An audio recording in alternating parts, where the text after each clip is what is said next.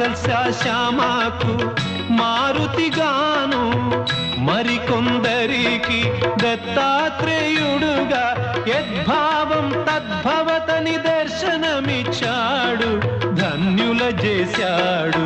సాయి శరణం బాబా శరణం శరణం, సాయి చరణం గంగా యమున సంగమ సమానం, ఏ క్షేత్రమైన తీర్థమైన సాయే మా పాండురంగడు కరుణామయ.